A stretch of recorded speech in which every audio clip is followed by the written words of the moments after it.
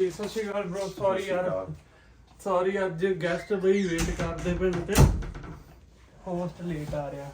ਨੋ problem brother. ਹੋਰ ਬਈ ਸਭ ਠੀਕ ਠਾਕ? ਹੋਰ ਬਹੁਤ ਵਧੀਆ, ਤੁਹਾਨੂੰ ਮੁਬਾਰਕਾਂ ਪਹਿਲਾਂ ਤਾਂ ਤੁਸੀਂ ਧੰਨਵਾਦ ਬਈ ਇੰਨਾ ਧੰਨਵਾਦ। ਸੋਹਣਾ ਚੈਨਲ ਸ਼ੁਰੂ ਕੀਤਾ।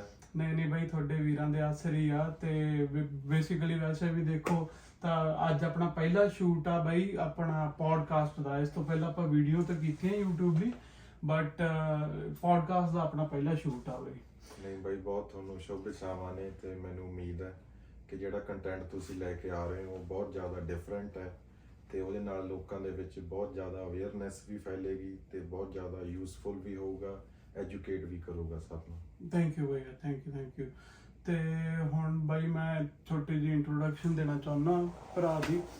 ਤੇ ਇਹ ਮੁਬਾਰਕ ਨੇ ਤੇ ਮੁਬਾਰਕ ਮੇਰਾ ਫਰੈਂਡ ਆ ਫਰੋਮ 2013।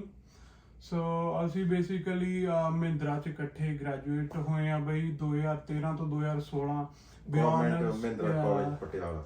ਬੀ ਆਨਰਸ ਇੰਗਲਿਸ਼ ਬਈ ਅਸੀਂ ਮਹਿੰਦਰਾ ਕਾਲਜ ਪਟਿਆਲਾ ਤੋਂ ਕੀਤੀ ਆ ਤੇ ਉੱਥੋਂ ਫਿਰ ਆਪਾਂ ਸਾਥ ਹੀ ਰਿਹਾ ਬਈ। ਤੇ ਮੈਨੂੰ ਲੱਗਦਾ ਆਪਾਂ ਮਾਸਟਰਸ ਚ ਇੱਕ ਸਾਲ ਲਈ ਅਲੱਗ ਹੋਏ ਬਟ ਬੇਸਿਕਲੀ ਆਪਾਂ ਮਿਲਦੇ ਪਏ ਸੀ, ਇਨ ਕੰਟੈਕਟ ਸੀ। ਤੇ ਲੇਟਰ ਔਨ ਮੈਨੂੰ ਲੱਗਦਾ ਮੈਂ ਸਾਲ ਪਹਿਲਾਂ ਆ ਗਿਆ ਕੈਨੇਡਾ। ਹਾਂਜੀ। ਤੇ ਤੁਸੀਂ ਆਪਣਾ 2019 ਚ ਆਏ, ਮੈਂ 2018 ਚ ਆਇਆ ਸੈਪਟੈਂਬਰ ਚ। ਤੇ ਬੇਸਿਕਲੀ ਉਸ ਤੋਂ ਬਾਅਦ ਦੀ ਜਰਨੀ ਤੁਸੀਂ ਬਿਲਕੁਲ ਆਪਾਂ ਤੁਹਾਡੇ ਤੋਂ ਹੀ ਸੁਣਾਂਗੇ। ਬੇਸਿਕਲੀ ਉਸ ਤੋਂ ਬਾਅਦ ਜਦੋਂ ਮੈਂ ਬਰੈਂਪਟਨ ਮੂਵ ਹੋਇਆ ਫਿਰ ਆਪਾਂ ਫ੍ਰੀਕੁਐਂਟਲੀ ਫਿਰ ਮਿਲਣ ਲੱਗ ਗਏ ਆ।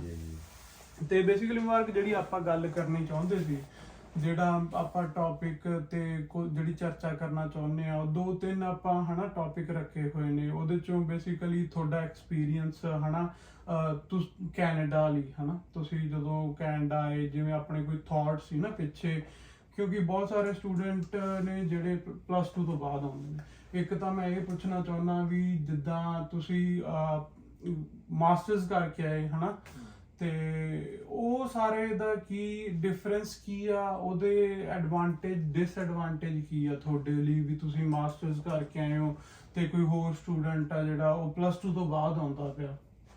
ਦੇਖੋ ਜੀ, ਸਭ ਤੋਂ ਪਹਿਲੀ ਗੱਲ ਤਾਂ ਕਿ ਜਿਹੜਾ ਕੈਨੇਡਾ ਦਾ ਜੀਵਨ ਹੈ ਇਹ ਇੱਕ ਤਾਂ ਹੁੰਦਾ ਹੈ ਬਾਈ ਚੋਇਸ, ਇੱਕ ਹੁੰਦਾ ਹੈ ਬਾਈ ਡਿਫਾਲਟ।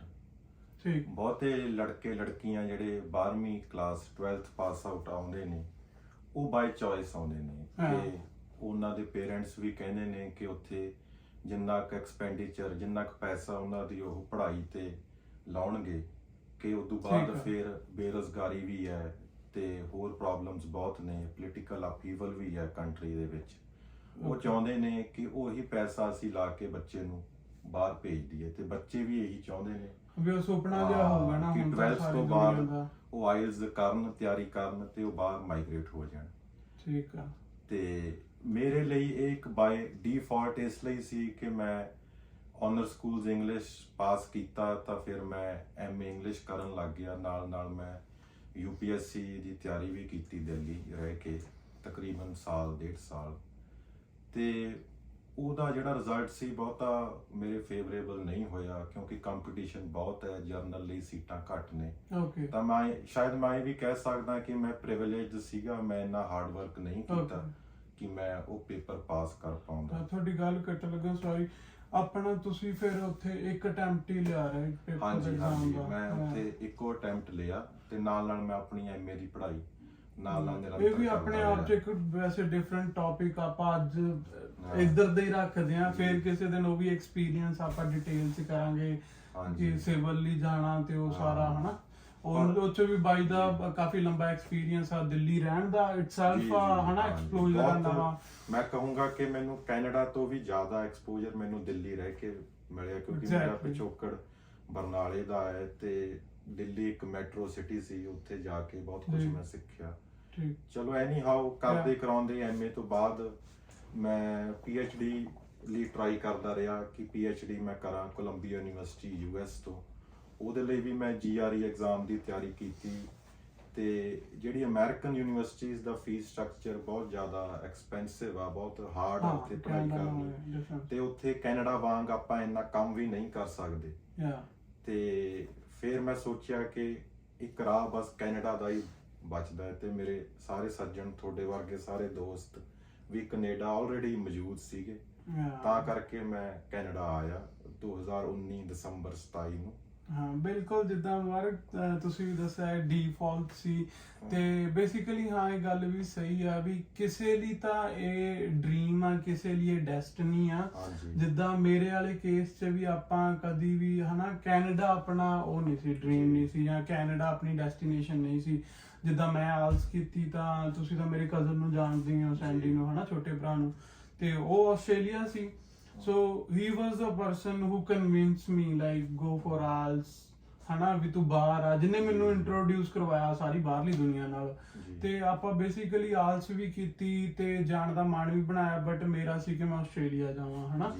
ਤੇ ਉਹੀ ਗੱਲ ਆ ਵੀ ਡੈਸਟਨੀ, ਹਨਾ, somehow ਚਲੋ ਲੌਂਗ ਸਟੋਰੀ ਸ਼ਾਰਟ ਵੀ I end up coming over here, right. ਇੱਥੇ ਮੇਰੇ ਕੋਲ ਕੋਈ ਫਰੈਂਡ ਦੋਸਤ ਹੈ ਨਹੀਂ, ਆਪਾਂ ਦਾਣਾ ਪਾਣੀ ਚੁਗਣਾ ਹੈ ਜੀ, ਬਸ ਬਸ ਬਸ ਬਸ ਆਉਣਾ ਪੈਂਦਾ ਹੀ ਹੈ। ਤੇ ਇੱਥੇ ਮੈਂ ਐਸ ਸਟੂਡੈਂਟ ਆਇਆ, ਮੈਂ 2 ਕੋਰਸ ਕੀਤੇ। ਪਹਿਲਾ ਕੋਰਸ ਕੀਤਾ ਮੈਂ ਹਿਊਮਨ ਰਿਸੋਰਸ ਮੈਨੇਜਮੈਂਟ ਦਾ, ਦੂਜਾ ਕੀਤਾ ਮੈਂ ਸਪਲਾਈ ਚੇਨ ਮੈਨੇਜਮੈਂਟ ਦਾ। ਓਕੇ। ਤੇ ਸਪਲਾਈ ਚੇਨ ਮੈਨੇਜਮੈਂਟ ਕੰਪਲੀਟ ਕਰਨ ਤੋਂ ਬਾਅਦ ਹੀ ਮੈਂ ਲੱਕੀ ਸੀਗਾ ਕਿ ਮੈਨੂੰ ਆਪਣੇ ਫੀਲਡ ਵਿੱਚ ਹੀ as transportation logistics coordinator job ਮਿਲੀ। ਇੱਕ 3PL third party logistics company ਦੇ ਵਿੱਚ ਮੈਂ ਕੰਮ ਕਰਦਾ ਸੀ, ਜਿੱਥੇ ਕਿ ਪੇਪਰ ਦੇ ਜਿਹੜਾ ਬੇਲਸ ਨੇ ਜਾਂ ਜਿਹੜਾ ਪੇਪਰ ਦਾ ਰॉ ਮਟੀਰੀਅਲ ਸਟੋਰ ਹੁੰਦਾ ਸੀ, ਤੇ ਉਹ ਫਿਰ ਲੈਂਡ ਰੂਟ ਤੇ ਸੀ ਰੂਟ ਰਾਹੀਂ ਕੰਟੇਨਰ ਦੇ ਵਿੱਚ ਤੇ ਟਰੱਕ ਟਰਾਲਿਆਂ ਦੇ ਵਿੱਚ ਅੱਗੇ ਡਿਸਟ੍ਰੀਬਿਊਟ ਹੁੰਦਾ ਸੀ। ਤਾਂ ਕਹਿ ਸਕਦੇ ਹੋ ਕਿ ਪੰਜਾਬੀ 'ਚ ਮੈਂ ਕੰਟੇਨਰਾਂ ਦੀ ਡਿਸਪੈਚ ਤੇ ਉਹਨਾਂ ਦਾ ਸਾਰਾ ਦੇਖ ਰੇਖ ਕਰਦਾ ਰਿਹਾ ਸੀਗਾ। ਠੀਕ। ਤਾਂ ਸੋ ਬੇਸਿਕਲੀ ਦੋਸਤੋ, ਜਿਹੜੇ ਆਪਣੇ ਦਰਸ਼ਕ ਇੰਡੀਆ ਤੋਂ ਦੇਖ ਰਹੇ ਨੇ ਜਾਂ ਪੰਜਾਬ ਤੋਂ ਦੇਖ ਰਹੇ ਨੇ, ਹਨਾ, ਤੁਸੀਂ ਬਹੁਤ ਵਾਰ ਗਾਣਿਆਂ 'ਚ ਵੀ ਸੁਣਿਆ ਹੋਣਾ ਡਿਸਪੈਚਰ। ਸੋ ਬਾਈ ਨੇ ਜੋ ਐਕਸਪਲੇਨ ਕੀਤਾ ਉਹ ਇਹੀ ਸੀ ਕਿ ਡਿਸਪੈਚ 'ਚ ਵੱਖ-ਵੱਖ ਤਰ੍ਹਾਂ ਦੀਆਂ ਫੀਲਡਸ ਨੇ, ਤੇ ਬਾਈ ਵੀ ਡਿਸਪੈਚਰ ਸੀ, ਤੇ ਜਿਹੜਾ ਇਹਨਾਂ ਦਾ ਕੰਮ ਸੀ ਉਹ ਬਾਈ ਨੇ ਤੁਹਾਨੂੰ ਦੱਸਿਆ ਕਿ ਇਹ ਕੰਟੇਨਰ ਤੇ ਉਹ ਸਾਰੀ ਸ਼ਿਪਮੈਂਟ ਨੂੰ ਡੀਲ ਕਰਦਾ। ਹਾਂਜੀ, ਤੇ ਆਪਣਾ ਜਿਹੜਾ ਸੂਬਾ ਅੰਟੈਰੀਓ ਹੈ, ਇੱਥੋਂ ਦੀ warehousing transportation logistics industry ਬਹੁਤ ਜ਼ਿਆਦਾ ਮਜ਼ਬੂਤ ਹੈ। ਤੇ ਇਹ ਜੌਬ ਮੈਂ ਤਕਰੀਬਨ 1.5 ਤੋਂ 2 ਸਾਲ ਕੀਤੀ, ਤੇ ਇੱਥੇ ਮੈਂ ਜੋ ਵੀ ਟਰਾਂਸਪੋਰਟੇਸ਼ਨ ਦੇ ਵਿੱਚ ਜਿਹੜੀਆਂ ਵੀ ਟੈਕਨੀਕਸ ਅੱਜ ਕੱਲ੍ਹ ਵਰਤੀਆਂ ਜਾ ਰਹੀਆਂ ਨੇ, ਜਿਹੜੇ ਸੌਫਟਵੇਅਰਸ ਆਪਾਂ ਯੂਜ਼ ਕਰ ਰਹੇ ਹਾਂ, ਤੇ ਕਿਵੇਂ ਆਪਾਂ ਆਪਣੇ ਕਲਾਇੰਟਸ ਨਾਲ ਕਸਟਮਰ ਰਿਲੇਸ਼ਨਸ ਬਿਲਡ ਕਰ ਰਹੇ ਹਾਂ ਨੇ, ਜੋ ਵੀ ਟਰਮੀਨੋਲੋਜੀ ਇਹਦੇ ਖੇਤਰ ਵਿੱਚ ਹੈ, ਉਹ ਸਭ ਨਾਲ ਮੈਂ ਵਾਕਿਫ ਹੋਇਆ। ਓਕੇ। ਤੇ ਜਿਵੇਂ ਆਪਾਂ ਕਹਿੰਦੇ ਆ, ਹਰ ਨਵਾਂ ਇਮੀਗ੍ਰੈਂਟ ਥੋੜਾ ਜਿਹਾ ਫਾਈਨੈਂਸ਼ੀਅਲੀ ਸਟੇਬਲ ਵੀ ਹੋਣਾ ਚਾਹੁੰਦਾ ਹੁੰਦਾ ਹੈ। ਮੈਨੂੰ ਇੱਕ ਚੀਜ਼ ਮਹਿਸੂਸ ਹੋਣ ਲੱਗੀ ਕਿ ਸ਼ਾਇਦ ਮੈਨੂੰ ਜਿੰਨਾ ਮੈਂ ਚਾਹੁੰਦਾ ਆ, ਜੋ ਮੇਰੀ ਐਸਪੀਰੇਸ਼ਨਸ ਨੇ, ਤੇ ਜੋ ਅੱਜ ਕੱਲ੍ਹ ਦੀ ਕਾਸਟ ਆਫ ਲਿਵਿੰਗ ਹੈ, ਉਹਦੇ ਅਨੁਸਾਰ ਮੇਰੀ ਜਿਹੜੀ ਪੇ ਹੈ ਉਹ ਸ਼ਾਇਦ ਮੈਨੂੰ ਘੱਟ ਲੱਗਣ ਲੱਗ ਪਈ। ਕਿਉਂਕਿ ਤੁਹਾਨੂੰ ਪਤਾ ਹੈ ਕਿ ਜਿਹੜੀਆਂ ਪੇਰੋਲ ਤੇ ਜੌਬਸ ਨੇ, ਉਹਦੇ ਵਿੱਚ ਆਪਾਂ tax we pay a bigger chunk of our income for taxes. ਤੇ ਉਹ ਦੇਖਦੇ ਮੇਰਾ ਬੇਸ ਤਾਂ ਬਣ ਚੁੱਕਿਆ ਸੀਗਾ ਟਰਾਂਸਪੋਰਟੇਸ਼ਨ ਇੰਡਸਟਰੀ 'ਚ, ਤੇ ਮੇਰੇ ਕੋਲੇ ਲਿੰਕਸ ਵੀ ਸੀਗੇ। ਤਾਂ ਫਰਦਰ ਮੈਂ AZ ਲਾਇਸੈਂਸ, ਜਿਹਨੂੰ ਕਲਾਸ 1 ਲਾਇਸੈਂਸ ਕਹਿੰਦੇ ਨੇ ਟਰੱਕ ਦਾ, ਕਮਰਸ਼ੀਅਲ ਲਾਇਸੈਂਸ ਮੈਂ ਲਿਆ ਪਿਛਲੇ ਸਾਲ। ਤੁਸੀਂ ਫਿਰ ਨਾਲ ਹੀ ਕਲਾਸਿਸ ਲੈ ਰਹੇ ਸੀ? ਜੀ ਜੌਬ ਦੇ ਨਾਲ ਹੀ? ਹਾਂਜੀ, ਮੇਰੀ ਜੌਬ ਆਫਿਸ ਮੈਂ ਡਨ ਕਰਦਾ ਸੀਗਾ 3:30 4 o'clock ਸ਼ਾਮ ਨੂੰ, ਤੇ ਉਸ ਤੋਂ ਬਾਅਦ ਫਿਰ ਮੈਂ ਟਰੱਕ ਕਲਾਸਿਸ ਲੈਂਦਾ ਸੀ। ਜੋ ਤੁਹਾਡਾ ਪਹਿਲਾਂ ਬੇਸਿਕਲੀ ਡਿਸਪੈਚ ਦਾ ਕੰਮ ਸੀ, ਇਹਦੇ ਆਵਰਸ ਕੀ ਸੀ, ਤੁਹਾਡੀ ਕੀ ਰੂਟੀਨ ਕੀ ਸੀ? ਇਹ ਨਾਰਮਲੀ 8 ਆਵਰ ਦੀ ਸ਼ਿਫਟ ਹੁੰਦੀ ਸੀਗੀ, ਜਿਹੜੀ 7 to 3:30। ਪਰ ਇਹ ਕੰਟੇਨਰ ਦਾ ਕੰਮ ਜ਼ਿਆਦਾਤਰ CN ਤੇ CP ਕੋਲ ਹੈ, ਤੇ ਇਹਨਾਂ ਦੀ ਮੋਨੋਪੋਲੀ ਹੈ। ਤਾਂ ਕਈ ਵਾਰੀ ਜਦੋਂ ਸਾਡੇ ਕੋਲੇ ਬੁਕਿੰਗਸ ਜ਼ਿਆਦਾ ਹੁੰਦੀਆਂ ਤਾਂ ਓਵਰ ਟਾਈਮ ਵੀ ਸਟੇ ਕਰਨਾ ਪੈਂਦਾ ਸੀ। ਓਕੇ ਜੀ। ਤੇ ਬੇਸਿਕਲੀ ਫਿਰ ਤੁਹਾਨੂੰ ਉਹ 8 ਆਵਰ ਪੇ ਕਰਦੇ ਸੀ, ਜਿੰਨੇ ਮਤਲਬ ਤੁਸੀਂ ਤੁਹਾਡੀ ਆਵਰ ਸ਼ਿਫਟ ਜਿਹੜਾ ਟਾਈਮਿੰਗ ਇਨ ਐਂਡ ਆਊਟ ਕੀ ਸੀ? ਹਾਂਜੀ, 7 to 3:30 ਸੀਗਾ। 7 to 3:30, so half an hour break, so 8 hour ਦੀ ਸ਼ਿਫਟ ਬਣਦੀ ਸੀ। ਸੋ ਕਿ ਬ੍ਰੇਕ ਦਾ ਨਹੀਂ ਪੇ ਕਰਦੇ ਬੇਸਿਕਲੀ। ਬਹੁਤ ਸਾਰੀਆਂ ਜੌਬਾਂ ਤੇ ਹੈ ਆ ਵੀ ਉਹ ਨਹੀਂ ਜੀ, ਮਤਲਬ ਅੱਧਾ ਘੰਟਾ ਨਹੀਂ ਪੇ ਕਰਨਾ। ਇਹ 2 ਬ੍ਰੇਕਸ ਦਿੰਦੇ ਸੀ। ਹਾਂਜੀ, ਅੱਧਾ ਘੰਟਾ ਨਹੀਂ ਪੇ ਕਰਨਾ। ਓਕੇ, ਪਰ ਇੱਕ ਬ੍ਰੇਕ ਨਹੀਂ ਅਨਪੇਡ ਸੀ। ਓਕੇ। ਤੇ ਫਿਰ ਤੁਸੀਂ ਚਲੋ ਨਾਲ ਨਾਲ ਟਰੱਕ ਦਾ ਕੀਤਾ, ਤੇ ਟਰੱਕ ਦਾ ਵੀ ਥੋੜਾ ਨਾ, ਜਿਹੜੇ ਆਪਣੇ ਨਵੇਂ ਸਟੂਡੈਂਟ ਆਏ ਨੇ ਜਾਂ ਆਉਂਦੇ ਪਏ ਨੇ ਜਿਨ੍ਹਾਂ ਨੇ ਬਣਵਾਉਣਾ ਹਨਾ, ਤੇ ਹਾਂਜੀ। ਜਿਹੜੇ ਹੁਣ ਸੋਚ ਰਹੇ ਨੇ ਬਣਵਾਉਣ ਦੀ, ਉਹਨਾਂ ਨੂੰ ਵੀ ਥੋੜਾ ਦੱਸੋ ਕਿ ਇਹ ਸਾਰਾ ਖਰਚਾ, ਕਿੰਨੇ ਆਵਰਸ ਮੈਨੇਜ ਕਰਨੇ ਪੈਂਦੇ ਨੇ, ਤੇ ਬੇਸਿਕਲੀ ਕਿੰਨਾ ਟਾਈਮ ਲੱਗਦਾ, ਅਟੈਂਪਟ ਵਗੈਰਾ ਸਾਰਾ, ਮਤਲਬ ਤੁਸੀਂ ਜਿੰਨੀ ਡਿਟੇਲ ਦੇ ਸਕਦੇ ਹੋ। ਦੇਖੋ ਜੀ, ਜੋ ਵੀ ਮੈਂ ਵਿਊਜ਼ ਰੱਖ ਰਿਹਾ ਹਾਂ ਮੇਰੇ ਆਪ ਦੇ ਨਿੱਜੀ ਐਕਸਪੀਰੀਅੰਸ ਤੋਂ ਨੇ, ਤੇ ਸ਼ਾਇਦ ਹਰ ਬੰਦੇ ਦਾ ਆਪਣਾ ਤਜਰਬਾ ਹੁੰਦਾ ਹੈ। ਮੈਂ ਇਹ ਨਹੀਂ ਕਹੂੰਗਾ ਕਿ ਜੋ ਮੈਂ ਕਹਿ ਰਿਹਾ ਉਹ 100% ਸਹੀ ਹੈ ਤੇ ਲੈਜਿਟ ਹੈ। ਜੋ ਮੈਨੂੰ ਪਤਾ ਹੈ, ਜੋ ਮੇਰਾ ਐਕਸਪੀਰੀਅੰਸ ਹੈ, ਮੈਂ ਉਹ ਤੁਹਾਡੇ ਸਾਹਮਣੇ ਰੱਖਦਾ ਹਾਂ। ਸੋ ਟਰੱਕ ਦੇ ਲਾਇਸੈਂਸ 'ਚ ਬੇਸਿਕਲੀ ਤੁਹਾਡੇ ਕੋਲੇ ਜਿਹੜਾ ਕਾਰ ਹਾਈਵੇ ਲਾਇਸੈਂਸ ਹੋਣਾ ਚਾਹੀਦਾ ਆ। ਓਕੇ। ਉਸ ਤੋਂ ਬਾਅਦ ਤੁਸੀਂ ਉਹਨੂੰ ਅਪਗ੍ਰੇਡ ਕਰਦੇ ਹੋ। ਸੋ ਫਸਟ ਆਫ ਆਲ ਇੱਕ 에ਅਰ ਬ੍ਰੇਕ ਐਂਡੋਰਸਮੈਂਟ ਤੁਹਾਨੂੰ ਲੈਣੀ ਪੈਂਦੀ ਹੈ। 에ਅਰ ਬ੍ਰੇਕ ਦੀਆਂ ਕਲਾਸਿਸ ਲੈਣੀਆਂ ਪੈਂਦੀਆਂ ਨੇ, ਓਕੇ। ਜਿਹੜੀਆਂ ਯੂਜੂਅਲੀ ਵੀਕਐਂਡ ਤੇ ਮਿਲ ਜਾਂਦੀਆਂ ਨੇ, ਲਾਈਕ 2 ਦਿਨ ਦੀ ਕਲਾਸਿਸ ਹੁੰਦੀਆਂ ਨੇ। ਓਕੇ। ਤੇ ਉਹਦਾ fee structure I think around 200 to 250 ਹੁੰਦਾ ਆ। ਓਕੇ। ਦ 에ਅਰ ਬ੍ਰੇਕਸ ਦਾ। 에ਅਰ ਬ੍ਰੇਕਸ ਦਾ, ਜਿਹਦੇ ਵਿੱਚ ਤੁਹਾਨੂੰ ਜਿਹੜੀਆਂ ਟਰੈਕਟਰ ਬ੍ਰੇਕ ਤੇ ਟ੍ਰੇਲਰ ਬ੍ਰੇਕਸ ਹੁੰਦੀਆਂ ਨੇ, ਉਹਨਾਂ ਦਾ ਕੀ ਫੰਕਸ਼ਨ ਆ, ਤੇ ਹਾਂਜੀ। ਅੱਗੇ ਕੀ ਇਹਨਾਂ ਵਿੱਚ ਮੇਜਰ ਡਿਫਾਲਟ ਲਾਈਕ ਫਾਲਟਸ ਹੁੰਦੇ ਨੇ, ਤੇ ਇਹਨਾਂ ਦੀ ਫੰਕਸ਼ਨਿੰਗ ਕਿਵੇਂ ਆ, ਕਿਉਂਕਿ air brake is a very important integral part of a truck, ਤਾਂ ਕਰਕੇ ਸ਼ੁਰੂਆਤ ਹੀ 에ਅਰ ਬ੍ਰੇਕ ਤੋਂ ਹੁੰਦੀ ਹੈ। ਓਕੇ। ਹਾਂਜੀ। ਠੀਕ ਹੈ ਤੇ ਜੀ। 에ਅਰ ਬ੍ਰੇਕ ਦਾ ਜਦੋਂ ਤੁਹਾਡੇ ਕੋਲੇ ਸਰਟੀਫਿਕੇਟ ਮੇ ਹੋ ਜਾਂਦਾ ਹੈ, ਤੁਹਾਡੇ ਕੋਲੇ ਪ੍ਰਾਪਤੀ ਉਹਦੀ ਹੋ ਜਾਂਦੀ ਹੈ, ਫਿਰ ਤੁਸੀਂ ਕੋਈ ਵੀ ਆਪਣੇ ਡਰਾਈਵ ਟੈਸਟ ਸੈਂਟਰ ਵਿਜ਼ਿਟ ਕਰਦੇ ਹੋ। ਉੱਥੇ ਤੁਸੀਂ ਆਪਣਾ 에ਅਰ ਬ੍ਰੇਕ ਐਂਡੋਰਸਮੈਂਟ ਦਾ ਜਿਹੜਾ ਇੱਕ ਪੇਪਰ ਹੁੰਦਾ ਹੈ, ਕਾਗਜ਼ ਹੁੰਦਾ ਹੈ, ਉਹ ਲੈ ਕੇ ਜਾਂਦੇ ਹੋ, ਤੇ ਨਾਲ ਤੁਸੀਂ ਕਿਸੇ ਵੀ ਫਿਜ਼ੀਸ਼ੀਅਨ ਤੋਂ ਆਪਣਾ ਇੱਕ ਮੈਡੀਕਲ ਕਰਵਾ ਕੇ ਲੈ ਕੇ ਜਾਂਦੇ ਹੋ। ਠੀਕ ਹੈ। ਹਾਂਜੀ। ਤੇ ਉਹ ਦੋਹੇ ਚੀਜ਼ਾਂ ਤੁਸੀਂ ਸਬਮਿਟ ਕਰਦੇ ਹੋ, ਤੇ ਤੁਸੀਂ ਫਿਰ ਉੱਥੇ ਰੋਡ ਟੈਸਟ ਤੋਂ ਪਹਿਲਾਂ ਤੁਸੀਂ ਇੱਕ ਨੌਲੇਜ ਟੈਸਟ ਦਿੰਦੇ ਹੋ, ਓਕੇ। ਜਿਹਨੂੰ ਕਹਿੰਦੇ ਆ ਕਿ ਟਰੱਕ ਦਾ ਕੰਪਿਊਟਰ ਬੇਸਡ ਟੈਸਟ ਹੁੰਦਾ ਹੈ। ਸੇਮ ਐਸ ਜਿੱਦਾਂ ਆਪਾਂ ਗੱਡੀ ਹਾਂਜੀ। ਲਈ ਇਹ ਸਾਰਾ ਕੁਝ ਦਿੰਦੇ ਤੁਹਾਡਾ ਹਾਂ। ਇੱਕੋ ਵਿਜ਼ਿਟ 'ਚ ਹੋ ਜਾਊਗਾ ਜੇ ਤੁਸੀਂ ਐਂਡੋਰਸਮੈਂਟ ਦਾ ਪੇਪਰ ਨਾਲ ਆਪਣਾ ਮੈਡੀਕਲ ਲੈ ਕੇ ਜਾ ਰਹੇ ਹੋ। ਉੱਥੇ ਤੁਸੀਂ ਫੀਸ ਭਰੋਗੇ ਤੇ ਟਰੱਕ ਦਾ ਤੁਸੀਂ ਨੌਲੇਜ ਟੈਸਟ ਦੇ ਦੋਗੇ।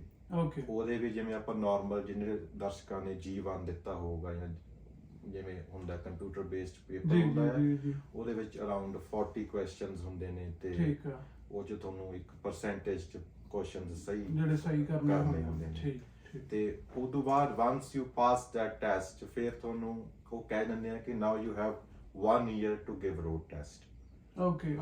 ਤੁਸੀਂ ਐਲੀਜੀਬਲ ਰਹਿੰਦੇ ਹੋ। ਹਾਂ, ਤੁਸੀਂ ਐਲੀਜੀਬਲ ਰਹਿੰਦੇ ਹੋ। ਉਸ ਤੋਂ ਬਾਅਦ 1 ਸਾਲ ਦੇ ਵਿੱਚ ਤੁਸੀਂ ਰੋਡ ਟੈਸਟ ਲੈ ਸਕਦੇ ਹੋ। ਤੇ ਜੇ ਤੁਸੀਂ ਰੋਡ ਟੈਸਟ 1 ਸਾਲ ਤੱਕ ਨਹੀਂ ਕਰਦੇ ਤਾਂ ਐਕਸਪਾਇਰ ਹੋ ਜਾਏਗਾ, ਫਿਰ ਤੁਹਾਨੂੰ ਦੁਬਾਰਾ ਦੇਣਾ ਪਊਗਾ ਇਹ ਪ੍ਰੋਸੈਸ? ਹਾਂਜੀ। ਆਈ ਥਿੰਕ ਫਿਰ ਜਿਹੜੇ 에ਅਰ ਬ੍ਰੇਕ ਦੀ ਐਂਡੋਰਸਮੈਂਟ ਵੈਲਿਡ ਹੁੰਦੀ ਆਗੀ 2 years ਲਈ, if I am not wrong. Okay. ਪਰ ਤੁਹਾਨੂੰ ਸ਼ਾਇਦ ਨੌਲੇਜ ਟੈਸਟ ਤੇ ਮੈਡੀਕਲ ਫਿਰ ਕਰਵਾਉਣਾ ਪਊਗਾ। ਠੀਕ ਹੈ ਜੀ। ਤੇ ਤੁਸੀਂ ਜਦੋਂ ਦੱਸਿਆ ਵੀ ਇਹਦੀ ਫੀਸ ਅਰਾਊਂਡ 220 250 ਹੁੰਦੀ ਹੈ, ਡਿਪੈਂਡਸ ਲਾਈਕ ਥੋੜਾ ਫਲਕਚੁਏਟ ਕਰਦਾ, ਤੇ ਮੈਂ ਮਤਲਬ ਇਹ ਵੀ ਇੱਕ ਮੈਂ ਕਨਫਰਮ ਕਰਨਾ ਚਾਹੁੰਦਾ ਸੀ ਵੀ ਕੁਝ ਕੁ ਜਿਹੜੇ ਸਕੂਲ ਨੇ ਉਹ ਸਾਰਾ ਆਲ ਇਨ ਟੁਗੇਦਰ ਪੈਕੇਜ ਦਿੰਦੇ ਨੇ। ਕਈ ਪੈਕੇਜ ਵੀ ਦਿੰਦੇ ਨੇ, ਉਹ ਵੀ better depends on the deal. ਬਹੁਤ ਜਿਹੜੇ ਸਕੂਲਸ ਨੇ ਉਹ ਐਂ ਕਰਦੇ ਨੇ ਕਿ ਤੁਸੀਂ ਸਾਡੇ ਥਰੂ ਹੀ ਮਤਲਬ 에ਅਰ ਬ੍ਰੇਕ ਐਂਡੋਰਸਮੈਂਟ ਕਰੋ, ਤੇ ਉਹਨਾਂ ਦੇ ਨਾਲ ਹੀ ਤੁਸੀਂ ਫਿਰ ਅੱਗੇ ਰੋਡ ਟੈਸਟ ਦੀ ਤਿਆਰੀ ਕਰੋ, ਜੋ ਇੱਕ particular type of time frame ਦੇ ਆਵਰਸ ਤੁਹਾਨੂੰ ਸਕੂਲ 'ਚ ਲਗਾਉਣੇ ਪੈਂਦੇ ਨੇ। ਉਵੇਂ ਵੀ ਚੱਲਦਾ ਹੈ। ਪਰ ਮੈਂ ਲਾਈਕ 에ਅਰ ਬ੍ਰੇਕਸ ਇੱਕ ਡਿਫਰੈਂਟ ਇੰਸਟੀਟਿਊਸ਼ਨ ਤੋਂ ਲਈਆਂ ਸੀ, ਤੇ ਟਰੱਕ ਸਕੂਲ ਮੇਰਾ ਡਿਫਰੈਂਟ ਸੀ। ਓਕੇ।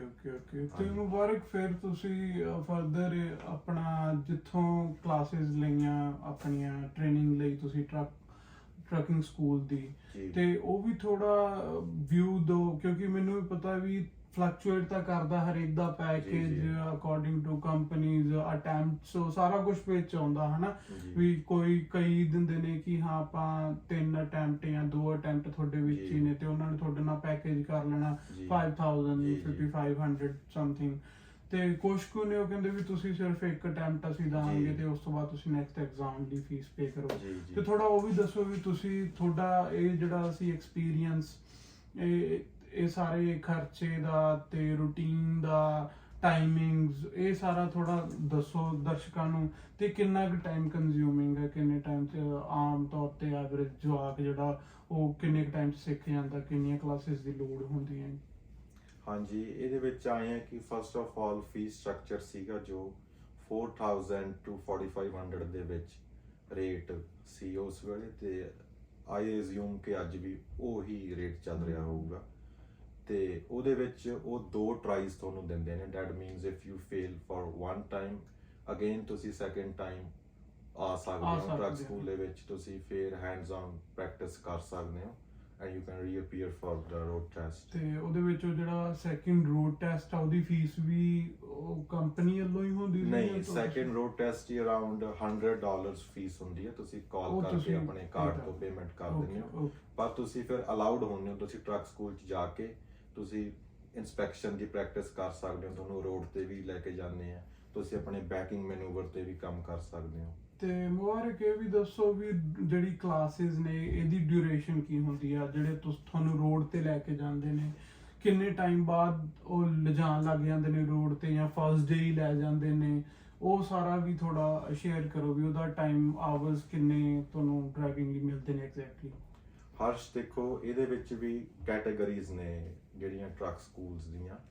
ਕੁਛ ਇੱਥੇ ਟਰੱਕ ਸਕੂਲ ਨੇ ਜਿਹੜੇ ਬਹੁਤ ਜ਼ਿਆਦਾ ਪ੍ਰੋਫੈਸ਼ਨਲ ਨੇਗੇ, ਪੁਰਾਣੇ ਨੇਗੇ, ਉਹਨਾਂ ਦਾ ਕੰਮ ਬਹੁਤ ਜ਼ਿਆਦਾ ਸਿਸਟਮੈਟਿਕ ਆ। ਉਹ ਤੁਹਾਨੂੰ ਇੱਕ ਪੱਕਾ ਸਕੇਜੂਲ ਦਿੰਦੇ ਨੇ ਕਿ ਤੁਸੀਂ ਇਸ ਦਿਨ ਟਾਈਮ ਦੇ ਵਿੱਚ ਹੀ ਆ ਸਕਦੇ ਹੋ, ਤੇ ਇਸ ਦਿਨ ਹੀ ਤੁਹਾਡੀ ਰੋਡ ਲੱਗੂਗੀ, ਮਤਲਬ ਤੁਹਾਨੂੰ ਰੋਡ ਤੇ ਲੈ ਕੇ ਜਾਣਗੇ, ਤੇ ਅਗਲੇ ਦਿਨ ਤੁਸੀਂ ਬੈਕ ਦੀ ਪ੍ਰੈਕਟਿਸ ਕਰ ਸਕਦੇ ਹੋ, ਇੱਕ ਦਿਨ ਤੁਸੀਂ ਇਨਸਪੈਕਸ਼ਨ ਕਰ ਸਕਦੇ ਹੋ। ਠੀਕ ਹੈ। ਪਰ ਜਿਹੜੇ ਟਰੱਕ ਸਕੂਲ ਨਾਲ ਮੈਂ ਐਫੀਲੀਏਟਡ ਸੀਗਾ, ਉਹ ਲਾਈਕ ਬਹੁਤ ਉੱਥੇ ਫਰੈਂਡਲੀ ਤੇ ਕਰਟੀਅਸ ਇਨਵਾਇਰਨਮੈਂਟ ਸੀਗਾ। ਉੱਥੇ it was all depending on the student. Like ਇੱਕ ਮੈਂ ਜਿਵੇਂ ਆਪਣਾ ਆਫਿਸ ਤੋਂ ਕੰਮ ਡਨ ਕਰਕੇ ਮੈਂ ਸ਼ਾਮ ਨੂੰ ਜਾਂਦਾ ਸੀਗਾ ਉੱਥੇ, ਤੇ ਉਹ ਮੇਰੇ ਤੇ ਹੁੰਦਾ ਸੀਗਾ ਕਿ ਮੈਂ ਉਸ ਦਿਨ ਇਨਸਪੈਕਸ਼ਨ ਦੀ ਤਿਆਰੀ ਕਰਨਾ ਚਾਹੁੰਦਾ ਆ ਕਿ ਮੈਂ ਬੈਕ ਲਗਾਉਣਾ ਚਾਹੁੰਦਾ ਆ। ਪਰ ਉਹ ਰੋਡ ਤੇ ਐਵਰੀਡੇ ਤੁਹਾਨੂੰ ਲੈ ਕੇ ਜਾਂਦੇ ਸੀਗੇ, ਰੋਡ ਪ੍ਰੈਕਟਿਸ ਲਈ ਲੈ ਕੇ ਜਾਂਦੇ ਸੀ। ਇੱਕ ਇਹਦੇ ਵਿੱਚ ਮੈਂ ਗੱਲ ਤੁਹਾਨੂੰ ਮੈਂ ਦੱਸਣਾ ਚਾਹੂੰਗਾ, ਜਿਵੇਂ ਤੁਸੀਂ ਪੁੱਛਿਆ ਕਿ ਡਿਊਰੇਸ਼ਨ ਕੀ ਹੈ। ਹਾਂਜੀ। ਇੱਕ ਜਿਹੜੇ ਸਰਟਨ ਅਮਾਉਂਟ ਆਫ ਆਵਰਸ ਤੁਸੀਂ ਪੂਰੇ ਕਰਨੇ ਹੁੰਦੇ ਨੇ, ਉਹ ਤਾਂ ਹੋ ਜਾਂਦੇ ਨੇਗੇ, ਉਹ ਸਾਰਾ ਪੇਪਰ ਵਰਕ ਟਰੱਕ ਸਕੂਲ ਵਾਲੇ ਤੁਹਾਡਾ ਕਰ ਦਿੰਦੇ ਨੇ। ਪਰ ਕਈ ਵਾਰ ਮੈਂ ਟ੍ਰੈਂਡ ਦੇਖਿਆ ਹੈ ਕਿ ਆਪਣੇ ਨੌਜਵਾਨ ਵੀਰ ਤੇ ਭੈਣਾਂ ਵੀ ਉਹ ਇੱਕ ਵਾਰੀ ਫੀਸ ਭਰ ਦਿੰਦੇ ਨੇ, ਫਿਰ ਉਹ 2 ਦਿਨ ਟਰੱਕ ਸਕੂਲ ਆਉਂਦੇ ਨੇ, ਹਫਤਾ ਨਹੀਂ ਆਉਂਦੇ, ਉਹਦੇ ਨਾਲ ਰੈਗੂਲੈਰਿਟੀ ਟੁੱਟ ਜਾਂਦੀ ਹੈ। ਉਹਨਾਂ ਦਾ ਜਿਹੜਾ ਇੱਕ ਲੈ ਆ, ਇੱਕ ਰਿਦਮ ਹੈ, ਉਹ ਬ੍ਰੇਕ ਹੋ ਜਾਂਦਾ। ਕਿਉਂਕਿ ਤੁਸੀਂ ਜਦੋਂ 2 ਦਿਨ ਟਰੱਕ ਚਲਾਇਆ, ਉਦੋਂ ਬਾਅਦ ਤੁਸੀਂ ਫੇਰ ਕਾਰ ਚਲਾਉਣ ਲੱਗ ਗਏ, ਤੇ ਜਦੋਂ ਆਪਾਂ ਕਾਰ ਚਲਾਉਂਦੇ ਆਪਣੀ ਡਰਾਈਵਿੰਗ ਹੈਬਿਟਸ ਥੋੜ੍ਹੀਆਂ ਜਿਹੀਆਂ ਖਰਾਬ ਹੋ ਜਾਂਦੀਆਂ ਨੇ। ਬਿਲਕੁਲ ਹਰੇਕ ਚੀਜ਼ ਨਾਲ ਹੀ ਆਏ ਆ ਵੀ ਜੇ ਤੁਸੀਂ ਕਿਸੇ ਕੰਮ ਨੂੰ ਕਰਦੇ ਪਏ ਹੋ ਤੇ ਤੁਸੀਂ ਹਫਤੇ ਲਈ ਛੱਡ ਦੋ ਜਾਂ ਮੰਥਲੀ ਛੱਡ ਦੋ, ਤੇ ਜਦੋਂ ਤੁਸੀਂ ਦੁਬਾਰਾ ਕਰੋਗੇ ਬੰਦਾ ਜਿੱਦਾਂ ਉਹ ਸਕੈਡਿਊਲ 'ਚ ਹੀ ਵਾਪਸ ਆਉਣ ਲਈ ਔਖਾ ਹੁੰਦਾ। ਤੇ ਜਿੰਨਾ ਬੇਸਿਕਲੀ ਮੁਬਾਰਕ ਦਾ ਕਹਿਣ ਦਾ ਮਤਲਬ ਇਹ ਹੈ ਵੀ ਜੇ ਤੁਸੀਂ ਚਾਹੁੰਦੇ ਹੋ ਕਿ ਤੁਸੀਂ ਜਲਦੀ ਤੇ ਵਧੀਆ ਤਰੀਕੇ ਨਾਲ ਸਿੱਖੋ, ਠੀਕ ਆ, ਫਿਰ ਤੁਸੀਂ ਸਕੇਡਿਊਲ ਪ੍ਰੋਪਰ ਰੱਖੋ, ਐਵਰੀਡੇ ਪ੍ਰੈਕਟਿਸ ਕਰੋ। ਚਲੋ ਮੈਂ ਮੰਨਦਾ ਕਿ ਆਪਣੀ ਲਾਈਫ ਬਹੁਤ ਇੱਥੇ ਬਿਜ਼ੀ ਹੈ, ਬਹੁਤ ਹੋਰ ਵੀ ਰੁਝੇਵੇਂ ਨੇ, ਅਸੀਂ 6 ਦਿਨ ਤਾਂ ਸ਼ਾਇਦ ਨਹੀਂ ਜਾ ਸਕਦੇ, ਪਰ ਐਟਲੀਸਟ 4 ਡੇਜ਼ ਤਾਂ ਤੁਸੀਂ ਇੱਕ ਵੀਕ 'ਚ ਜਾਓ। ਮਤਲਬ ਕਹਿਣ ਦਾ ਬੇਸਿਕਲੀ ਮਤਲਬ ਇਹ ਹੈ ਵੀ ਤੁਸੀਂ ਹਫਤਾ ਆ ਨਹੀਂ ਰਹੇ, 2 ਦਿਨ ਆ ਕੇ ਹਫਤਾ ਨਹੀਂ ਆ ਰਹੇ, ਜਾਂ ਹਫਤਾ ਆ ਕੇ ਅਗਲੇ 2 ਵੀਕ ਲਈ ਤੁਸੀਂ ਐਬਸੈਂਟ ਹੋ, ਤੁਹਾਡੀ ਪਹਿਲਾਂ ਜੋ ਹਫਤੇ ਦੀ ਸਾਰੀ ਕੀਤੀ ਉਹਦਾ ਕੋਈ ਫਾਇਦਾ ਨਹੀਂ। ਸੋ ਇਹ ਵੀ ਸਮਝ ਆਉਂਦੀ ਹੈ, ਤਾਂ ਹੀ ਕੁਝ ਲੋਕਾਂ ਨੂੰ 2.5 ਮਹੀਨੇ 3 ਵੀ ਲੱਗ ਜਾਂਦੇ ਨੇ, ਕੁਝ ਮੰਥ 'ਚ ਵੀ ਸਿੱਖ ਜਾਂਦੇ ਨੇ। ਬਾਕੀ ਜਿਹੜਾ ਤੁਹਾਡੇ ਇੰਸਟ੍ਰਕਟਰ ਹੁੰਦੇ ਨੇ ਉਹ ਆਟੋਮੈਟਿਕਲੀ ਉਹ ਜੱਜ ਕਰ ਲੈਂਦੇ ਨੇ ਕਿ now you are ready for the test, ਤੇ ਫਿਰ ਉਹ ਬੁੱਕ ਕਰ ਦਿੰਦੇ ਨੇ। ਸੋ ਆਪ ਹੀ ਬੁੱਕ ਕਰ ਦਿੰਦੇ ਨੇ ਬੇਸਿਕਲੀ, ਜਾਂ ਤੁਹਾਨੂੰ ਸੁਜੈਸਟ ਕਰ ਦਿੰਦੇ ਨੇ ਵੀ ਹੁਣ ਤੁਸੀਂ ਕਰ। ਹਾਂ, ਨਹੀਂ, ਉਹ ਆਪ ਹੀ ਬੁੱਕ ਕਰਦੇ ਨੇ ਜਿਆਦਾ। ਓਕੇ। ਸੋ ਰੋਡ ਜਿਹੜੀ ਰੋਡ ਤੇ ਟੈਸਟ ਕਲਾਸ ਸੀ ਉਹ ਤੁਸੀਂ ਆਵਰ ਦੀ ਦੱਸਿਆ, ਰਾਈਟ? ਹਾਂਜੀ, ਲਾਈਕ ਮੈਂ ਮਤਲਬ 2 ਆਵਰਸ ਲਗਾ ਲੈਂਦਾ ਸੀ। ਮੈਂ ਐਂ ਰੱਖਦਾ ਹੁੰਦਾ ਸੀਗਾ ਕਿ ਇੱਕ ਦਿਨ ਦੇਖੋ ਰੋਡ ਤੇ ਤਾਂ ਮੈਂ ਜਾਣਾ ਹੀ ਜਾਣਾ ਹੈ। ਰੋਡ ਤੇ ਉਹ ਲਾਈਕ ਬੰਕ ਵਾਲਾ ਟਰੱਕ ਹੁੰਦਾ ਸੀ, ਤੇ ਉਹ 3 ਬੰਦਿਆਂ ਨੂੰ ਜਾਂ 2 ਬੰਦਿਆਂ ਨੂੰ ਰੋਡ ਤੇ ਲੈ ਕੇ ਜਾਂਦੇ, ਤੇ ਮਤਲਬ ਇੱਕ ਬੰਦਾ 20 ਮਿੰਟਸ ਡਰਾਈਵ ਕਰਦਾ, ਉਹ ਫਿਰ ਪਿੱਛੇ ਬੈਠ ਜਾਂਦਾ, ਫਿਰ ਅਗਲਾ ਬੰਦਾ ਚਲਾਉਂਦਾ। ਇਹਦਾ ਇੱਕ ਬੈਨੀਫਿਟ ਇਹ ਵੀ ਸੀ ਕਿ ਤੁਸੀਂ ਦੂਸਰੇ ਨੂੰ ਚਲਾਉਂਦਾ ਦੇਖ ਕੇ ਵੀ ਬਹੁਤ ਕੁਝ ਅਬਜ਼ਰਵ ਕਰਦੇ ਹੋ, ਤੁਸੀਂ ਦੂਸਰੇ ਦੀ ਗਲਤੀਆਂ ਤੋਂ ਵੀ ਸਿੱਖਦੇ ਹੋ। ਬਿਲਕੁਲ, ਐਗਜ਼ੈਕਟਲੀ। ਬਜਾਏ ਕਿ ਜੇ ਤੁਸੀਂ ਇਕੱਲੇ ਇੰਸਟ੍ਰਕਟਰ ਨਾਲ ਜਾ ਰਹੇ ਹੋ, ਤੁਹਾਨੂੰ ਇੰਨਾ ਨਹੀਂ ਪਤਾ ਲੱਗੂ। ਨਹੀਂ, ਇਹ ਗੱਲ ਠੀਕ ਆ ਕਿ ਬੰਦਾ ਦੇਖ ਕੇ। ਸੋ ਇਹ ਵੀ ਇੱਕ ਸੈਂਸ ਆ, ਜੋ ਦੇਖਦਾ ਬੰਦਾ ਉਹ ਸਿੱਖਦਾ। ਜੀ ਤੇ ਮੁਬਾਰਕ, ਚਲੋ ਆਪਾਂ ਟਰੈਕਿੰਗ ਦਾ ਵੀ ਇਹ, ਚਲੋ ਹੁਣ ਆਪਾਂ ਲਾਇਸੈਂਸਿੰਗ ਤੋਂ ਲੈ ਕੇ, ਚਲੋ ਹੁਣ ਲਾਇਸੈਂਸ ਦਾ ਹੋ ਗਿਆ ਹਨਾ, ਜੀ ਬਹੁਤ ਹੋਰ ਡਿਟੇਲ ਚ ਨਹੀਂ ਜਾਵਾਂਗੇ। ਬੇਸਿਕਲੀ ਜਿਹੜੀ ਬੇਸਿਕ ਨੌਲੇਜ ਆ ਇਹਦੇ ਬਾਰੇ ਜਿਹੜੀ ਜੀ। ਚਾਹੀਦੀ ਹੈ ਇੱਕ ਬਿਗਨਰ ਨੂੰ, ਜੀ। ਉਹ ਮਿਲ ਚੁੱਕੀ ਹੋਵੇਗੀ। ਜੀ। ਤਾਂ ਇਸ ਤੋਂ ਬਾਅਦ ਜਿਹੜੀ ਮੁਬਾਰਕ ਸ਼ੁਰੂਆਤ ਹੁੰਦੀ ਹੈ ਉਹ ਆ ਕੰਮ ਦੀ ਭਾਲ, ਹਾਂਜੀ ਤੇ ਉਹਦਾ ਪੇ ਰੇਟ, ਅਲੱਗ-ਅਲੱਗ ਹਾਂਜੀ, ਪੇ ਸਕੇਲਸ। ਜੀ। ਇਹਦੇ ਵਿੱਚ ਤਾਂ ਮੈਨੂੰ ਲੱਗਦਾ ਬਹੁਤ ਗੱਲਾਂ ਆਉਂਦੀਆਂ ਨੇ। ਕੋਈ ਕਹਿੰਦਾ ਕਿ ਮਤਲਬ ਕੰਪਨੀਆਂ ਪੈਸੇ ਨਹੀਂ ਦੇ ਰਹੀਆਂ, ਕੰਪਨੀਆਂ ਬੈਂਕਰਪਸੀ ਦਿਖਾ ਰਹੀਆਂ ਨੇ, ਜਾਂ ਕੋਈ ਬੰਦਾ 25 ਸੈਂਟ ਤੇ ਜੀ। ਪੇ ਕਰ ਰਿਹਾ, ਕੋਈ 60 ਲੈ ਰਿਹਾ। ਮਤਲਬ ਇੰਨੀ ਜ਼ਿਆਦੀ ਫਲਕਚੁਏਸ਼ਨ, ਇੰਨੀ ਜ਼ਿਆਦੀ ਵਿੰਡੋ, ਮਤਲਬ ਮੈਂ ਕਿਸੇ ਕੰਮ 'ਚ ਨਹੀਂ ਦੇਖੀ ਵੀ ਕਿਸੇ ਕੰਮ ਲਈ ਪੇ ਰੇਟ ਕੋਈ ਇੱਥੋਂ ਇੱਥੇ ਤਾਂ ਹੋ ਸਕਦਾ, ਬਟ ਇਹਦੇ 'ਚ ਤਾਂ ਬਸ ਜਿੰਨੀ ਗੱਲ ਸੁਣੋ ਉਹ ਸੱਚ ਆ। ਮਤਲਬ ਇਹ ਥੋੜਾ ਐਕਸਪਲੇਨ ਕਰੋ, ਕੰਮ ਦਾ ਕਿੰਨਾ ਮਿਲਣਾ, ਕਿੰਨਾ ਸੌਖਾ ਜਾਂ ਔਖਾ, ਤੇ ਪੇ ਰੇਟ ਵਗੈਰਾ ਕੀ ਹੈ। ਦੇਖੋ ਜੀ, ਜਦੋਂ ਪੇ ਰੇਟ ਦੀ ਗੱਲ ਆਉਂਦੀ ਹੈ ਡਰਾਈਵਿੰਗ ਦੇ ਵਿੱਚ, ਟਰੱਕ ਡਰਾਈਵਿੰਗ ਦੇ ਵਿੱਚ, ਤੁਹਾਡੇ ਦੋ ਗੱਲਾਂ ਤੇ ਡਿਪੈਂਡ ਕਰਦੀ ਹੈ ਹਮੇਸ਼ਾ ਗੱਲ। ਇੱਕ ਤੁਹਾਡਾ ਐਕਸਪੀਰੀਅੰਸ, ਦੂਜਾ ਤੁਹਾਡਾ ਰੈਕਡ ਕਿੰਨਾ ਕੁ ਕਲੀਨ ਆ। ਓਕੇ। ਇੱਕੋ ਕੰਪਨੀ ਦੇ ਵਿੱਚ ਸੇਮ ਰੂਟ ਤੇ ਚਲਾਉਂਦੇ ਹੋਏ ਡਰਾਈਵਰਸ ਦੀ ਵੀ ਕਈ ਵਾਰੀ ਪੇ ਡਿਫਰੈਂਟ ਹੁੰਦੀ ਹੈ, okay. Depending upon their experience ਤੇ how clean their record is. ਕੋਈ ਵਾਇਲੇਸ਼ਨ ਨਹੀਂ ਹੈਗੀ, ਕੋਈ ਸੀਵੀਆਰ ਤੇ ਕੋਈ ਹੋਰ ਪ੍ਰੋਬਲਮ ਨਹੀਂ ਉਹਨਾਂ ਸੋ ਵਿੱਚ ਨਹੀਂ ਹੈਗੀ। ਬੇਸਿਕਲੀ ਡਰਾਈਵਿੰਗ ਲਾਇਸੈਂਸ ਦੇ ਬਾਰੇ ਗੱਲ ਕਰ ਰਹੇ ਨੇ, ਜੋ ਥੋੜਾ ਰੈਕਟ ਪਹਿਲਾਂ ਜੀ ਤੇ ਵੀ ਰਿਹਾ ਏ, ਗੱਡੀ ਵਹੀਕਲ ਦੀ ਤੁਹਾਨੂੰ ਸਪੀਡਿੰਗ ਟਿਕਟਸ, Yeah. ਤੇ ਇਹ ਜਿਹੜੇ ਆਪਣੇ ਦਰਸ਼ਕ ਮੁਬਾਰਕ ਇੰਡੀਆ ਨੇ ਹਨਾ, ਬੇਸਿਕਲੀ ਉਹ ਇਸ ਸਰਕਲ 'ਚ ਹੀ ਨਹੀਂ ਆਏ, ਕਿਉਂਕਿ ਇੰਡੀਆ ਆਪਾਂ ਨੂੰ ਨਹੀਂ ਪਤਾ ਸੀ ਕਿ ਲਾਇਸੈਂਸ ਇੰਨੀ ਵੈਲਿਊ ਕਰਦੀ ਆ, ਜੀ, ਜੀ, ਜੀ। ਸਪੀਡਿੰਗ ਟਿਕਟ ਇੰਨੀ ਵੈਲਿਊ ਜੀ। ਕਰਦੀ ਆ। ਸੋ ਬੇਸਿਕਲੀ ਕਿਉਂਕਿ ਜਿਹੜਾ ਆਏਂ ਵੀ ਜੀ, ਕੰਮ ਜਿੰਨਾ ਮਿਲਣਾ, ਵੀ ਤੁਹਾਡਾ ਜਿਹੜਾ ਰੈਕਡ ਆ ਉਹ ਬੇਸਿਸ ਤੇ ਹੀ ਤੁਹਾਡੀ ਜਿਹੜੀ ਫਲੀਟ ਇੰਸ਼ੋਰੈਂਸ ਹੈ, ਕੰਪਨੀ ਦੀ ਇੰਸ਼ੋਰੈਂਸ ਹੁੰਦੀ ਹੈ। ਓਕੇ। ਤੇ ਆਪਣੇ ਸਾਰੇ ਨੌਜਵਾਨ ਵੀਰ ਜਿਹੜੇ ਨਵਾਂ ਲਾਇਸੈਂਸ ਲੈਂਦੇ ਨੇ, ਉਹਨਾਂ ਨੂੰ ਤਾਂ ਹੀ ਜ਼ਿਆਦਾ ਜੌਬ ਇਸ ਲਈ ਨਹੀਂ ਮਿਲਦੀ ਕਿ ਕੋਈ ਇੰਸ਼ੋਰੈਂਸ ਕੰਪਨੀ ਛੇਤੀ ਦੇਣੇ ਉਹਨਾਂ ਦਾ ਨਾਮ ਨਹੀਂ ਪਾਉਂਦੀ। ਓਕੇ, ਕਿਉਂਕਿ ਇੰਸ਼ੋਰੈਂਸ ਉਹਨਾਂ ਦੀ ਬਹੁਤ ਔਖੀ ਹੈ। ਐਕਸਪੈਂਸਿਵ ਵੀ ਹੋ ਰਹੀ ਆ, ਤਾਂ ਜੀ। ਉਹ ਸਾਰਾ ਖਰਚੇ ਕਰਕੇ। ਤੇ ਫਿਰ ਕੰਮ ਦੀ ਅੱਗੇ ਭਾਲ ਜਿਹੜੀ ਆ, ਉਹ ਤਾਂ ਮਤਲਬ ਤੁਸੀਂ ਦੱਸਿਆ ਕਿ ਰੈਕਡ ਇੱਕ ਮੈਟਰ ਕਰਦਾ, ਜੀ ਤੁਹਾਡਾ ਕਿੰਨਾ ਸਾਫ ਆ। ਤੇ ਸੈਕਿੰਡ, ਜਿੱਦਾਂ ਹੁਣ ਜਿਹੜਾ ਟਾਈਮ ਚੱਲ ਰਿਹਾ ਜੀ। ਜਿਹਨੂੰ ਆਪਾਂ ਕਹਿ ਰਹੇ ਹਾਂ ਰਿਸੈਸ਼ਨ, ਮੰਦੀ, ਜੀ ਤੇ ਇਹਦੇ ਵਿੱਚ ਆ ਕੇ ਬਹੁਤ ਸਾਰੇ ਲੋਕ ਹੁਣ ਜਿੱਦਾਂ ਫ੍ਰੀ ਨੇ, ਜਾਂ ਜਿਹੜੇ ਬੰਦੇ ਪਹਿਲਾਂ 7 ਦਿਨ ਕੰਮ ਕਰਦੇ ਸੀ ਉਹ 5 ਜਾਂ 4 ਦਿਨ ਕਰਦੇ ਪਏ ਨੇ, ਜੀ ਤੇ ਤੁਸੀਂ ਉਹਨਾਂ ਨੂੰ ਕੀ ਸੁਜੈਸਟ ਕਰੋਗੇ? ਤੇ ਬੇਸਿਕਲੀ ਜਿਹੜੀਆਂ ਹੁਣ ਬੈਂਕਰਪਸੀਜ਼ ਹੋ ਰਹੀਆਂ ਨੇ, ਜਿਹੜੇ ਬੱਚਿਆਂ ਦੇ ਪੈਸੇ ਮਰਦੇ ਪਏ ਨੇ, ਉਹਨਾਂ ਬਾਰੇ ਵੀ ਕੀ ਬੰਦਾ ਸੇਫਟੀ, ਕੀ ਪ੍ਰੀਕਾਸ਼ਨਸ ਲੈ ਸਕਦਾ ਵੀ ਜਿਹਦੇ ਨਾਲ ਇਹ ਇਨਸੀਡੈਂਟ ਘਟਣ, ਜਾਂ ਕੀ ਹੋਣਾ ਚਾਹੀਦਾ, ਤੁਹਾਨੂੰ ਕੀ ਲੱਗਦਾ? ਦੇਖੋ ਜੀ, ਫਸਟ ਆਫ ਆਲ ਜਦੋਂ ਤੁਸੀਂ ਇੱਕ ਨਵੇਂ ਲਾਇਸੈਂਸ ਹੋਲਡਰ ਹੋ, ਤੁਸੀਂ ਜੌਬ ਹੰਟ ਸ਼ੁਰੂ ਕਰਦੇ ਹੋ, ਤਾਂ ਮੈਂ ਐਡਵਾਈਸ ਕਰੂੰਗਾ ਕਿ ਜੇ ਕੋਈ ਸ਼ੰਟਿੰਗ ਦੀ ਜੌਬ ਮਿਲਦੀ ਹੈ ਓਕੇ। ਤਾਂ you should start as a shunter, okay.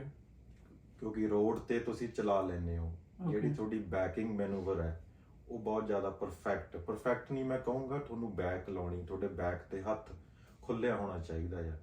ਤੇ ਜਦੋਂ ਤੁਸੀਂ ਐਜ਼ ਸ਼ੰਟਰ ਡਰਾਈਵ ਕਰਦੇ ਹੋ, ਤੁਹਾਨੂੰ ਪਤਾ ਲੱਗਦਾ ਹੈ ਤੁਹਾਡੇ ਯਾਰਡ 'ਚ ਡਿਫਰੈਂਟ ਡਰਾਈਵਰਸ ਆਉਂਦੇ ਨੇ, ਤੁਸੀਂ ਕਈ ਵਾਰ ਦੇਖਦੇ ਹੋ ਕਿਸੇ ਦਾ ਕੋਈ ਟਰੱਕ ਖਰਾਬ ਹੋ ਗਿਆ, ਉਹ ਕਿਵੇਂ ਠੀਕ ਕਰ ਰਹੇ ਆ। ਓਕੇ। ਇੱਕ ਜਿਹੜਾ ਸਾਰਾ ਮਾਹੌਲ ਹੈ ਤੁਸੀਂ ਉਹਦੇ ਨਾਲ ਰੂਬਰੂ ਹੁੰਦੇ ਹੋ ਓਕੇ। ਜਦੋਂ ਤੁਸੀਂ ਸ਼ੰਟਿੰਗ ਕਰਦੇ ਹੋ। ਮਤਲਬ ਇਹ ਇੱਕ ਵਨ ਆਫ ਦਾ ਆਪਸ਼ਨਸ ਹੈ ਕਿ ਜਦੋਂ ਤੁਸੀਂ ਜੌਬ ਮਤਲਬ ਦੇਖ ਰਹੇ ਹੋ, ਕਿਉਂਕਿ ਬਾਕੀ ਜੇ ਤੁਸੀਂ ਹਾਈਵੇ ਜਾਂ ਲੋਕਲ ਦੀ ਜੌਬ ਭਾਲਣ ਜਾਓਗੇ ਉਹ ਤੁਹਾਨੂੰ ਕਹਿਣਗੇ ਐਕਸਪੀਰੀਅੰਸ ਤੋਂ, ਓਕੇ। ਪਰ ਜਿਹੜੇ ਸ਼ੰਟਿੰਗ ਦੀ ਜੌਬ ਲਈ ਫਿਰ ਵੀ ਕਈ ਵਾਰੀ 3 ਮਹੀਨੇ ਜਾਂ 6 ਮਹੀਨੇ ਦਾ ਐਕਸਪੀਰੀਅੰਸ ਹੀ ਰਿਕੁਆਇਰਡ ਹੁੰਦਾ ਹੈ। ਓਕੇ। ਤੇ ਮੁਬਾਰਕ, ਜਿੱਦਾਂ ਤੁਸੀਂ ਮਤਲਬ ਇਹ ਬਹੁਤ ਸਾਰੇ ਰੀਜ਼ਨ ਨੇ ਜੋ ਜੌਬ ਨੂੰ ਇਫੈਕਟ ਕਰਦੇ ਪਏ ਨੇ, ਬਹੁਤ ਸਾਰੇ ਰੀਜ਼ਨ ਨੇ ਕਿ ਰਿਸੈਸ਼ਨ ਤਾਂ ਚਲੋ ਹੁਣ ਆਪਾਂ ਉਹ ਸਾਰੀ ਦੁਨੀਆ ਦਾ ਹੀ ਸਰਕਲ ਜਿਹੜਾ ਹੈ ਹਨਾ, ਉਹਦਾ ਇੱਕ ਪਾਰਟ ਹੀ ਹੈ ਰਿਸੈਸ਼ਨ। ਇਹ ਠੀਕ ਆ, ਇਹ ਨਾਰਮਲ ਆ ਹਨਾ, ਕੁਝ ਸਾਲਾਂ ਬਾਅਦ ਇਦਾਂ ਰਿਸੈਸ਼ਨ ਆਉਣੀ ਹੁੰਦੀ ਹੈ। ਤੇ ਹੁਣ ਜਿਹੜੇ ਸਟੂਡੈਂਟ ਨਵੇਂ ਆਉਂਦੇ ਪਏ ਨੇ, ਬਿਲਕੁਲ ਜਿਨ੍ਹਾਂ ਨੇ ਹਜੇ ਫੀਸਾਂ ਭਰਨੀਆਂ ਨੇ, ਜਿਹੜੇ ਪਾਰਟ ਟਾਈਮ ਬੇਸਿਕਲੀ ਜੌਬ ਲੱਭਦੇ ਪਏ ਨੇ, ਰੈਸਟੋਰੈਂਟਸ, ਟਿਮ, ਹੋਰ ਕੁਝ, ਤੇ ਜੌਬਸ ਤਾਂ ਇਹ ਵੀ ਬਹੁਤ ਘੱਟ ਨੇ। ਜੀ।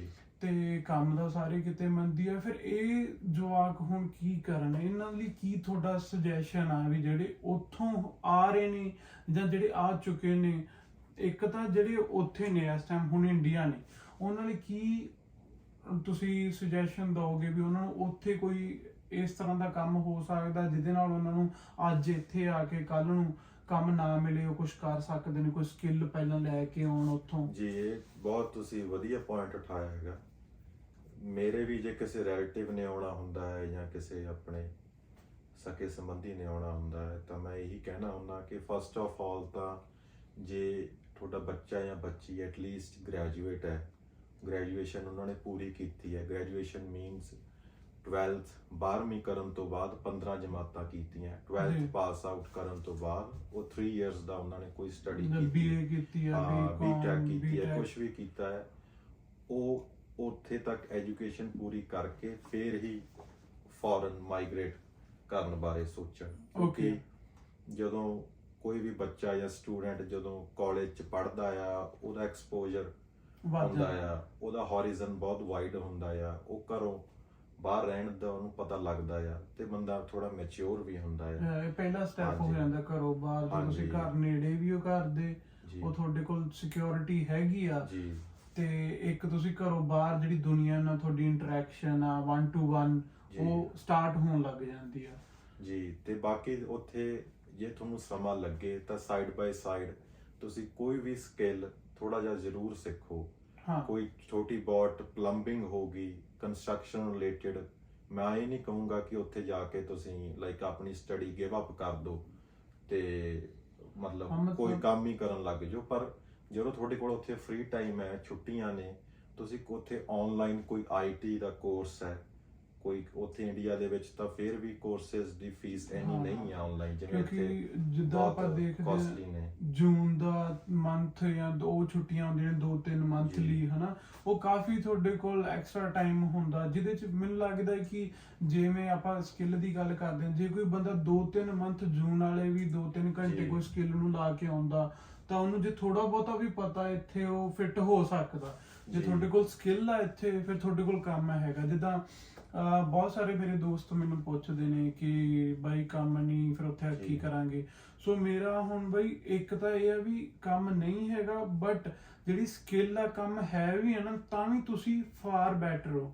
ਜਿਵੇਂ ਜਿੱਥੇ ਪਹਿਲਾਂ ਕਿਸੇ ਤੇ ਸਟੂਡੈਂਟ ਨੇ ਆਉਣਾ ਨੇ ਰੈਸਟੋਰੈਂਟ ਜਾਂ ਕਿਤੇ ਹੋਰ ਕੰਮ ਕਰਨਾ, ਰਾਦਰ ਜਦੋਂ ਤੁਹਾਡੇ ਕੋਲ ਸਕਿੱਲ ਆ, ਲਾਸਟ ਟਾਈਮ ਜਦੋਂ ਕਰੋਨਾ ਦਾ ਟਾਈਮ ਆਇਆ ਸਭ ਕੁਝ ਬੰਦ ਸੀ, ਤਾਂ ਉਹੀ ਆਪਾਂ ਇੱਕ ਐਗਜ਼ਾਮਪਲ ਲੈ ਲੈਂਦੇ, ਜਿਹੜੇ ਸਟੂਡੈਂਟਸ ਨੂੰ ਹੇਅਰ ਕਟਿੰਗ ਜਾਂ ਟ੍ਰਿਮਿੰਗ ਵੀ ਆਉਂਦੀ ਸੀ, ਉਹਨਾਂ ਨੇ ਕੀ ਕੀਤਾ ਕਿ ਆਪਣੇ ਗਰਾਜ, ਆਪਣੇ ਘਰਾਂ ਜਾਂ ਕਿਤੇ ਵੀ ਉਹਨਾਂ ਨੂੰ ਸੈਟਅਪ ਲਾ ਕੇ ਛੋਟਾ ਜਿਹਾ, ਤੇ ਉਹ ਕਟਿੰਗ ਤੇ ਟ੍ਰਿਮਿੰਗ ਕਰਕੇ ਲੋਕਾਂ ਨੇ ਵਧੀਆ ਪੈਸੇ ਕਮਾਏ ਨੇ।